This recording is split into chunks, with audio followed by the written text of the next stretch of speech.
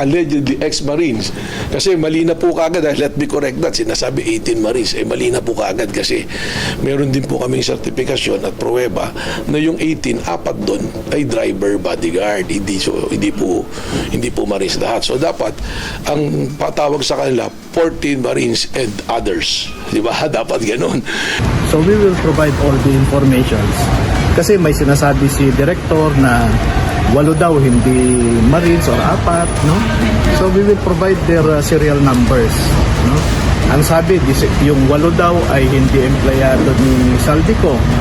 So we will provide their identification cards signed by Saldico na empleyado sila, no? So mamaya kung ano yung mangyayari, i-feed namin sa inyo. Yung 4 daw sir na hindi naman daw po Marines, kundi driver, bodyguard lang po. Hindi, lahat ng 18 na ito, as we said, 16 were former Marines, 2 were former Philippine Army. Sir, Maliwanag naman yun sa affidavit. 18 yung nagsasalaysay. So, dapat po siguro isa-isa. Kasi hindi naman pwedeng yung recollection ng isa, yun din yung recollection mo. Parang nangyayari tuloy, parang may mga hearsay na lumalabas. Ano po? ready din po mag-file ng separate na salaysay itong 18 kasi yung sa isang affidavit lang po parang kine-question yun eh. Alam nyo, kaya na may tinatawag tayong joint affidavit. Abogado ng mga ex-Marines na si Atty. Levi Baligod, diritsahang sinagot ang akusasyon ni NBI Director Atty. Melvin Matibag na di umano butas sa nakita sa salaysay ng mga ex-Marines. Welcome back to Kaakibat TV.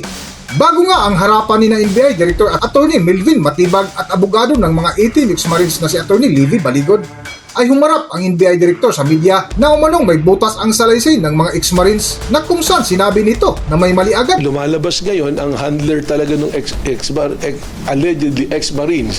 Kasi mali na po kaagad, let me correct that, sinasabi 18 Marines, mali na po kaagad kasi meron din po kaming sertifikasyon at pruweba na yung 18, apat doon ay driver bodyguard, hindi po Marines lahat. So dapat ang patawag sa kanila 14 Marines and others. Di ba? Dapat ganun. Lumalabas po kasi apat hindi. Tapos ang isa man lumalabas, hindi naman lahat sila ay naglingkod kay Saldico as close-in bodyguard. Yung 8 po, identify na namin kung sino talaga yung kanilang pinaglilingkuran na driver at bodyguard. So there are already inconsistencies po. Sana umattend po sila. Yung tanong nyo ilan. In-expect po namin na umattend sila. At kasi inisyon po namin sila ng subpoena under the deputization of the Office of the Ombudsman. And the Office of the Ombudsman has the contempt power.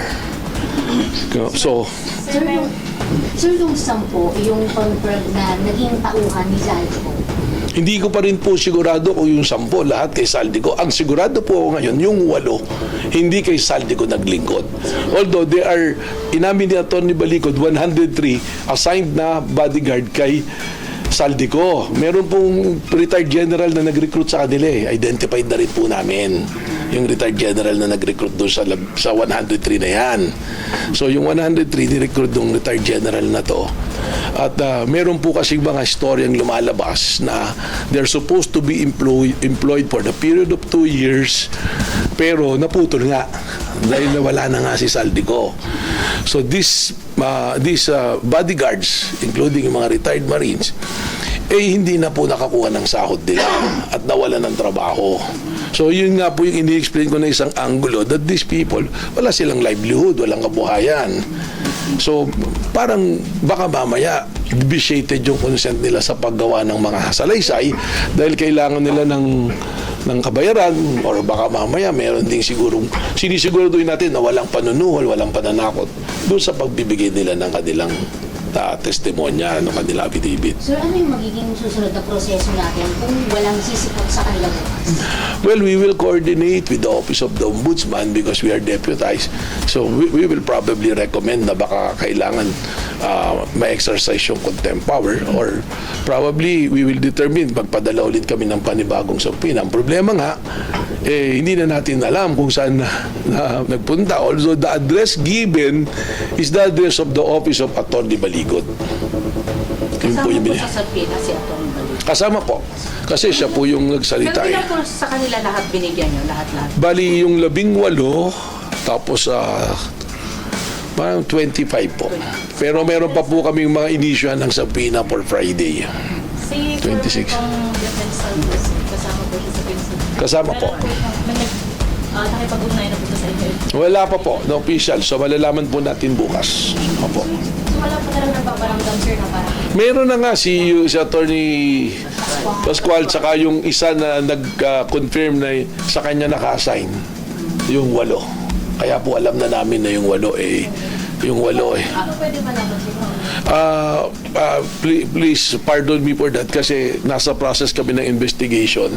We will eventually lalabas din namin kasi baka there are security reasons that we have to provide doon sa tao rin eh.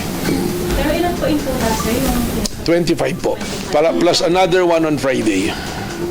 Another one. Sir, possible na ipa-contempt, pigiling yung NBI sa ombudsman? Sa ombudsman po, or we can also go to court because under the rules of court, meron pagka may subpoena power ka, we can go to court to request for a contempt for those person who did not submit to the subpoena. Kung hindi sinesecure si Zaldico, sino po yung sinesecure ng iba? Marami po eh. Yun po yung inaalam namin. Pero kumpirmado po yung isa, may 8 naka-assign sa kanya. Sir, so clarify, confirm na pupunta yung naka-assign na yun, yung personality na yun. Na-interview na po namin itong Biyernes, nag-voluntary upon receiving the subpoena nung Thursday, nag-voluntary na po na pumunta. Kasi sinabi, yun po yung tama. Kung meron kang subpoena at hindi ka naman natatakot, wala kang tinatago sa batas, mas maigi po na pumunta ka ng kusa. Kasi we have the professional agents to investigate them. Meron din po kaming technologies to test yung truthfulness ng sinasabi nila. If they be willing to submit themselves to a polygraph test, meron po kaming naka-ready din dyan sa forensics namin. So madali po kasi ang sa akin lang, pakiusap ko lang nga po sa tao, sana wag husgahan na magkaroon na kaagad ng sites because ang commitment po ng NBI, we will do it very professional and very transparent. Kung may mga bagay po kaming hindi namin mabanggit pa sa inyo because we are very careful na kailangan proteksyonan din namin po yung mga involved na tao po. Sa patuloy nga ng katanungan ng media, ay tinanong ng isang reporter ang NBI Director na si Atty. Melvin Matibag ukol sa affidavit ng mga 18 ex-Marines kung ano ang dapat gawin sa kanilang salaysay ukol sa kanilang nakita bilang grupo ng mga bagban ni dating Congressman Zaldico. Director, kailangan po ba yung 18 Marines ang pumunta isa-isa or pwede silang i-represent ni Atty. Baligo? Ano po, mas maganda sila po. Kailangan po na sila yung sinumpina. Bakit po? Sabi ko nga, kailangan i-test natin yung statement nila. Napakahirap nga po nito kasi yung isang pinagsamang sinumpang salaysay, 18 yung nagsasalaysay. So, dapat po siguro isa-isa. Kasi hindi naman pwedeng yung recollection ng isa, yun din yung recollection mo. Pag sinabi pong affidavit, sinumpang salaysay, that is your personal recollection of what you did. Kung ano yung nalalaman mo sa nangyayari. So, dapat po, ikaw yung magsabi mismo, ano bang participation mo? Ako nagbitbit nito.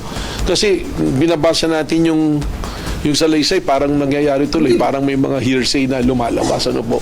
So, para hindi maging hearsay yun, it should be a personal account mo. Ano yung naalala mo, anong ginawa mo, ako yung nagbuhat nito, ako yung nag-drive nito na ganito. So, Ang nabanggit niyo po, sir, na nag-confirm na napupunta po bukas. Kasama po yung sa 103 po. wala pong nagko-confirm pa sa amin na pupunta. Ang sinasabi ko po, meron nang pumunta nung Biyernes. Baka po mamiskot na naman na rito. Nung Biyernes, na siya yung nagsabi na yung 8 sa kanya naka-assign. Pero sir ba yan? Basta ano po, para tayo nitong Pinoy henyo ha.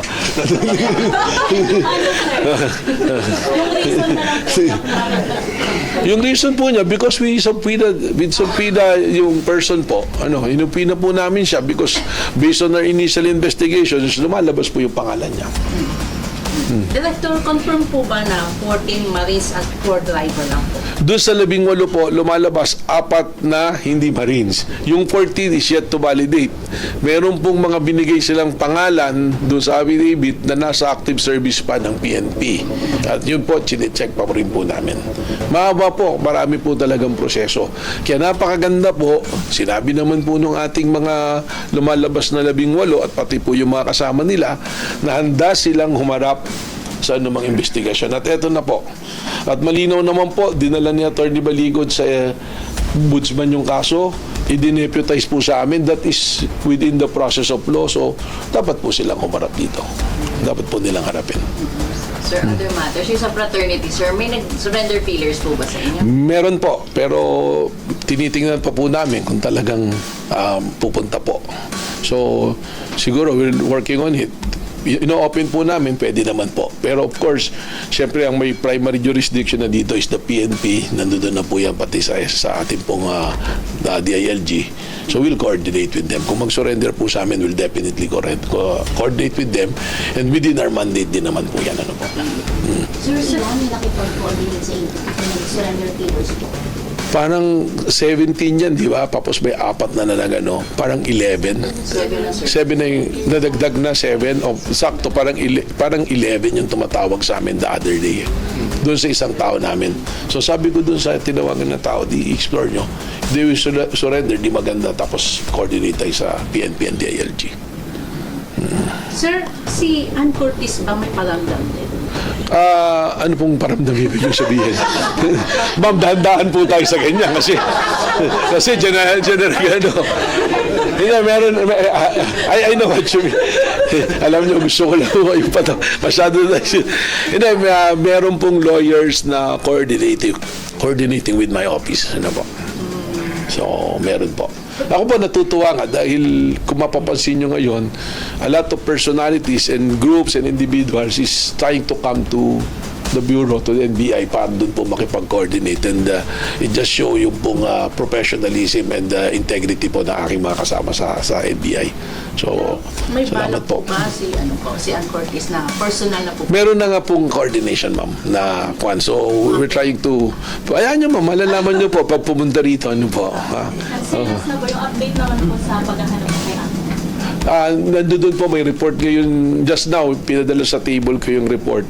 Hindi ko pa po nababasa, to be very honest, pero tuloy-tuloy naman po may mga leads po tayong sinusundan para mahanap po siya. Matapos nga mapanood ni Atty. Livy Baligod, abogado ng mga ex-Marines, ang pahayag ng NBI Director na si Atty. Melvin Matibag, ay agad ito sinagot kinabukasan na evidence-based ang kanilang hawak na mga dokumento mula sa kanilang boss na si dating Congressman Zaldico.